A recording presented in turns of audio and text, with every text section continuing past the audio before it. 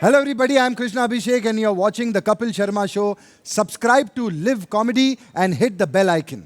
आइए मैम, जोरदार तालियां हो जाएं एक बार वागले की दुनिया की नई स्टार कास्ट और पुरानी स्टार कास्ट ऑफ कोर्स। कैसे हैं अंजन सर? एक नंबर। सर बहुत बहुत अच्छा लग रहा है आपको देख के, सुमित भाई आपको देख के, मैम आपको देख के। Thank you. और आप दोनों को देख के तो एक्चुअली 80s 90s का वो दौर याद आ जाता है जब एक्चुअली पता क्या है कि टीवी साफ चलता रहे, लोग एक एक्स्ट्रा बच्चा पैदा करते थे। अब वो ऊपर जाके एंटीना घुमाता रहता था ना, जिनके घर बड़े होते थे। तो मैं वही एंटीना वाला बच्चा ही हूँ वागले साहब। अच्छा अंजन सर, ये मतलब 80s 90s का बहुत सुपरहिट शो रहा है वागले की दुनिया। आपको उम्मीद थी कि 32 सालों बाद ये शो फिर से वापस आएगा और आपको द कपिल शर्मा शो में आने का मौका मिलेगा? ये बहुत इम्पोर्टेंट है। ये मतलब हम अपना प्रमोशन कहाँ करने जाए, हम इधर ठोकते रहते बीच बीच में। तो अंजन सर कैसे मामला शुरू हुआ ये बताइए फिर कुछ। 87 में जी मिस्टर कुंदन शाह उनके साथ एक सीरियल किया था, ये जो जिंदगी में कैमियो रोल कर रहा था उन दिनों। जी उन्होंने कहा एक जगह आके रोल पढ़ना है, तो मैं गया वहाँ पढ़ने के लिए। वहाँ मिस्टर कुंदन शाह बैठे हुए थे, मिस्टर रवि ओझा एक दूसरे डायरेक्टर थे उसमें, अच्छा जी, और उधर एक जेंटलमैन बैठे थे जिनको मैं ठीक से पहचानता नहीं था। अच्छा जी। तो मैंने कहा कौन है? ठहर, डिसिप्लिन। ओके, बैठा रहा। उन्होंने कहा पढ़ो, मैंने पढ़ा। He is very loud. I don't like him. देखो कौन है ये? चुप। उन्होंने कहा if I will be in your place, I will do like this. I will read like I don't know your Hindi. उन्होंने पढ़ के एक्टिंग करके बताया। अच्छा, हमने क्या किया इन्होंने, समझ में नहीं आया मेरे को।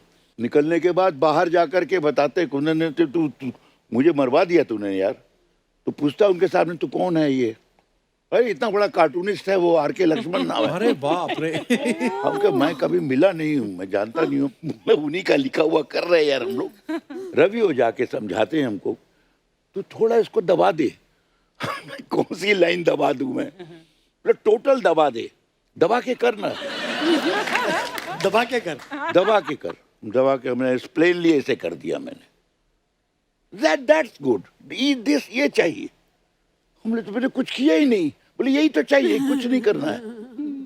सेकंड एपिसोड के बाद कहा कि ठीक है ये वागले's वर्ल्ड है, इसका नाम वागले की दुनिया करो। वाह क्या बात है। और वागले की दुनिया शुरू हो गई। क्या बात है। और आज 32 साल बाद दोबारा शुरू हो रहा है। क्या बात। भारती मैम आपको देख के बड़ा मजा आया। मुझे तुमसे मिलकर बहुत खुशी हुई। Thank you ma'am. अच्छा जब आप ये वागले की दुनिया आता था तो उस समय तो आप दोनों को लोग मिस्टर एंड मिसेस वागले के नाम से जानने लगे थे। तो जब आप अपने ओरिजिनल मिस्टर के साथ घूमने जाती थी, परेशान हो गई थी मैं। बोलते तो होंगे मतलब लोग। परेशान हो गई थी कि आपके मिस्टर कहाँ हैं। तो मैंने कहा नहीं बाबा ये मेरे मिस्टर नहीं है। अच्छा। तो ऐसे कैसे हो सकता है, यही आपके मिस्टर। मैंने कहा ये इससे तो मैं कभी शादी नहीं करती। पर ऐसे क्यों, मतलब क्या है, इतना हैंडसम तो है, नहीं हमारी इतना अच्छा चश्मा लगाया। हमारी केमिस्ट्री अच्छा। मतलब देखो तो आप। कपिल साहब मेरी तस्वीर पुरानी दिखा दूं आपको। जितेंद्र बोलते थे, जितेंद्र। मैं सबसे बड़ी प्रॉब्लम ये, इनको क्या, मैं अपनी वाइफ को लेके जा रहा था। अच्छा, बोला आपकी पत्नी कहाँ है? ये है। नहीं आपकी पत्नी राधिका। राधिका मेरी उसमें सीरियल में। अच्छा, but all credit goes to mister Laxman ji. मैं किस्सा सुनाती हूँ जी। पहले एपिसोड में मैं थी नहीं, पहले एपिसोड में सिर्फ ये थी, शाहरुख खान का एपिसोड था। अच्छा जी। उस वक्त 4-4 दिन एक एपिसोड करते थे हम लोग। अच्छा जी। शूट। वाह। तो 2 दिन का शूट होने के बाद लक्ष्मण जी मेरे पास आते हैं, बोलते हैं can you come this side. अच्छा ओके। सो बहुत बढ़िया एक्टर थे वो। अच्छा जी। तो मुझे कहने लगे कि you are talking to your husband no, मतलब इनके साथ। मैंने कहा हाँ। तो हम लोग तो क्या ऐसे बात करते ना, क्या है कि ऐसे तो करते ही है ना। तो बोले नहीं, you can put your hand like this talking to your husband. या मैंने कहा हे भगवान। मैं क्या करूं, मर गई मैं। उसके बाद मैंने बंद कर दिया वो बोलना। हाथों का क्या बोला फिर? हाथ कहाँ, पति की गर्दन पे होना चाहिए? नहीं हाँ। हाथ ऊपर नहीं आना चाहिए। अच्छा। पति के सामने ये नहीं होना चाहिए, पति के सामने ये नहीं होना चाहिए। अच्छा। हाँ पति के सामने ऐसे ही होना चाहिए। उनके साथ हो सकता है पर्सनली ऐसा होता हो कि वो कह रहे हैं कि मेरे सामने। नहीं, और वो साउथ इंडियन थे ना। जी, जी, हम लोग बम्बैया लोगों को तो पति के साथ तो क्या क्या करने की आदत है ना। अरे आपको अब क्या बताएं। क्या है कि नहीं। तो मगर मजा आया, बहुत मजा आया। अच्छा, पुरानी वागले की दुनिया तो हम सब जानते हैं। मैं सुमित भाई आपसे पूछना चाहता हूँ, आप और प्रणीति अब ये नई सीरीज में आप दोनों आए हैं जी। और ऑब्वियसली इस बार कहानी जो होगी आपके सेंट्रिक होगी, आपकी प्रॉब्लम्स होगी। कुछ बताना चाहेंगे आप हमारे दर्शकों को? सबसे पहले एक तो ये एक आइकॉनिक शो है, हम सब जानते हैं। दूसरा एक बहुत बड़ा कारण ये है कि ये सेंटिनरी ईयर है लक्ष्मण साहब का। हाँ। और कहते हैं ना कि बिग शूज टू फिल, उसी तरह है कि वागड़े की दुनिया का जब भी जिक्र होता है, या ये जो जिंदगी हो, हम लोग हो, बुनियाद हो, उस दौर के जितने भी धारावाहिक हो, तो आपके सामने वो चेहरे आ जाते हैं। राइट। तो वागड़े की दुनिया जब कहते हैं तब अंजन जी और भारती जी का चेहरा आ ही जाता है। राइट। तो मुझसे हमेशा पूछा जाता है कि फिर आप कुछ अलग कर रहे हो। मैंने कि मैं अलग कुछ नहीं कर रहा हूँ। एक तो आतिश हमारा बहुत बढ़िया राइटर है, वो लिख रहा है, एंड इन दोनों के यहाँ आने से, इस शो में आने से ऑलरेडी वो 200 रन की लीड हमें मिल गई है। क्या बात है। So we are playing safe. वैसे सुमित भाई, जब ये वागले की दुनिया आता था तब आप कितने साल के थे? 16। यार एक बात के लिए तो तालियां बनती हैं। मतलब ये मैं 10 साल पहले तो हमने साथ में एक सिंगिंग शो किया था, उससे आप 5 साल और छोटे हो गए हैं। मतलब हालांकि 10 साल और बड़े लगने चाहिए थे, पर मतलब कहने का मतलब ये दिखते ही छोटे हैं, गजेंद्र चौहान के टाइम के ही हैं ये भी। हंगल साहब। और कपिल, कमाल की बात यह है कि आई थिंक पहली बार your leading lady was me. Yes. Archana थी। अब तो मेरा जाने का टाइम हो। क्या बात कर रही हैं आप? ये कब की बात है? एक सीरियल था आसमान से टपकी, जो मैं प्रोड्यूस और डायरेक्ट भी कर रही थी। और पूरा किस्सा बताऊं? हाँ हाँ प्लीज। हमने इन्हें कास्ट किया था हीरो के फ्रेंड के अच्छा। कैरेक्टर में। लास्ट डे था पायलट का, और शाम को करीब 4 बजे मैंने अपनी ईपी को बुलाया और बोला, बॉस जो हीरो है वो इस फ्रेंड के सामने एकदम फीका पड़ रहा है। क्या बात है, वाह। And I said this guy is brilliant. ये उस दिन तुम गाड़ी नहीं लाए थे, शायद तुम निकल गए थे ऑलरेडी पैकअप के बाद। मैंने बोला कहाँ है, तो मैंने फोन किया इसको। मैंने बोला यू टर्न, नहीं हम कल मिलेंगे मैम, परसों मैंने कहा अभी यू टर्न कर, ऐसी क्या जरूरत है। मैंने कहा अभी आ। And then we spoke, he came home and I said I want to cast you in the lead. तो वो भी बताओ, इसने कहता लीड, देन मेरा प्राइस डबल कर दो। पैसा अपनी जगह, नहीं, ये बात है। टैलेंट अपनी जगह, पैसा अपनी जगह। तो फाइनली बातचीत हो गई कि मारपीट से फिर काम बना? वो मारपीट भी कर लेती है, मतलब ऐसा नहीं है। Sweet heart and we shook hands. And इसने जो परफॉर्मेंस दी है, you were mind blowing and we saw you and realise how great. Thank you, thank you, thank you. क्या बात है। वाह वाह। परिवार प्रणति, आपका नाम बड़ा ही प्यारा है, मतलब बड़ा ही यूनिक है। धन्यवाद। ये आपका एक्चुअल नेम है, लोगों की जुबान साफ करने के लिए रखा है आपने, टंग ट्विस्टर। दोनों पर्पस। मतलब ये नाम अगर आप स्टीम लेके आए हो तो बड़ा क्लियरली ले, परिवार परिणति, प्रणति। प्रणति। देखा, फिर से बोल, 3 बार एक साथ बोल। परिवार प्रणति, परिवार प्रणति, परिवार प्रणति। अर्चना पूरन सिंह को मुझे साल लगा था याद करने में। नाम तो याद हो गया था, इनको समझने में 1 साल लग गया। अब समझ गया। हाँ, तो परिवार वैसे कहाँ से हैं आप? मैं बिहार से हूँ। ओके, तो आपको वागले की दुनिया याद है? उस टाइम मैं बहुत छोटी थी। सो बट मुझे नाम याद था, वागले की दुनिया। सो मेरे पेरेंट्स बहुत फॉलो करते थे, तो जब मैंने उनको बताया तो वो बहुत खुश हो गए, बिकॉज वो उस टाइम एज यू सेड कि पूरा खानदान, पूरा ऑलमोस्ट पूरी कम्युनिटी साथ में बैठे। इनके शो में एक एपिसोड भी था आई थिंक, कि पूरा मोहल्ला आके घर में एक साथ टीवी देख रहे हैं। टेलीविजन नया So, टेलीविजन वो आता है। माहौल होता था उस time। टेलीविजन। हाँ एग्जैक्टली। तो दोस्तों ऐसा है कि हमारे मेहमानों से हम और भी बातें करेंगे। फिलहाल वक्त है उन्हें यहाँ बुलाने का जिनके दिमाग में वागले की दुनिया को फिर से हमारे बीच लाने का आइडिया। तो प्लीज जोरदार तालियों के साथ स्वागत कीजिए शो के producer and writer mister JD Majithia और आतिश। सर बहुत बहुत धन्यवाद। वागले की दुनिया को दोबारा आप हमारे दर्शकों के सामने लेके आ रहे हैं। जो नई जनरेशन है, जिन्होंने शायद पिछला सीजन नहीं देखा होगा, बाद में जन्म लिया होगा जिन्होंने, उनको देख के बहुत मजा आने वाला है।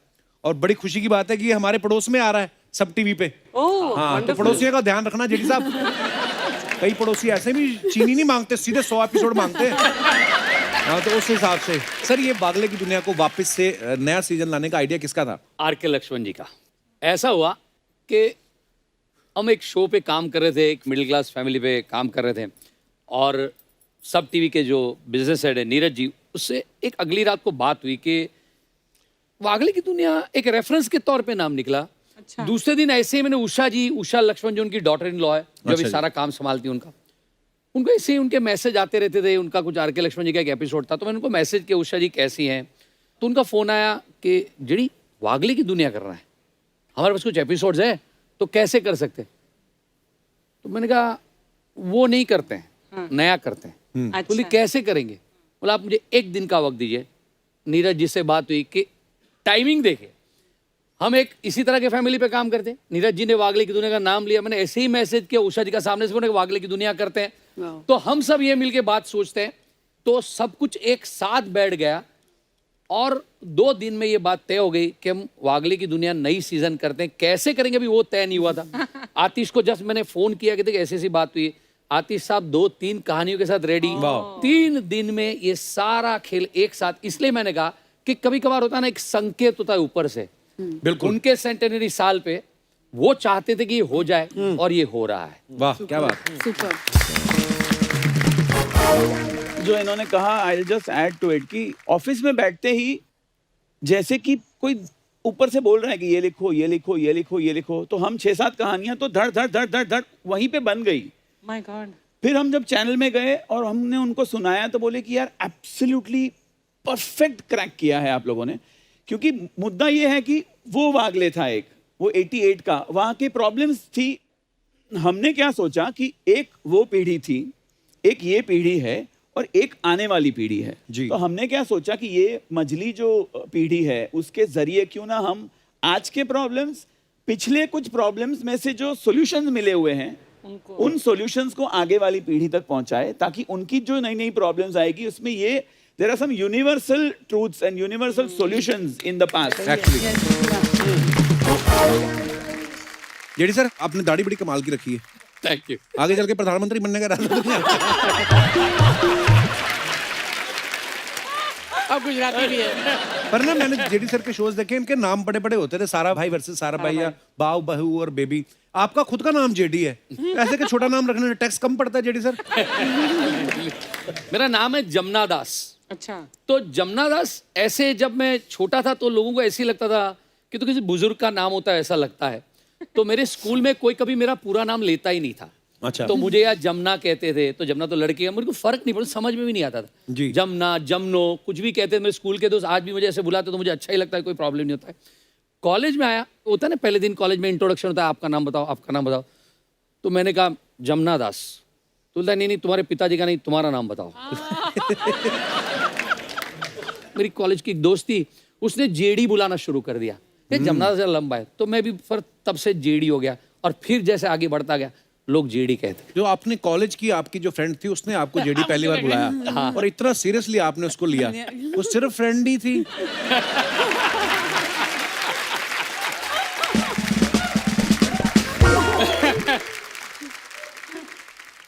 तुम्हें नहीं लगता हमें टॉपिक चेंज करना चाहिए? वो इग्नोर कर दिया। आते सर, आप डायरेक्टर भी हैं, प्रोड्यूसर भी हैं, एक्टर भी हैं, राइटर भी हैं, तो आप मतलब टैलेंटेड ज्यादा है या बीइंग ए गुजराती आपका फर्ज बनता है कि पैसे बचाऊं मैं? है सर? एक्चुअली ना मैं राइटर बाय डिफॉल्ट बन गया।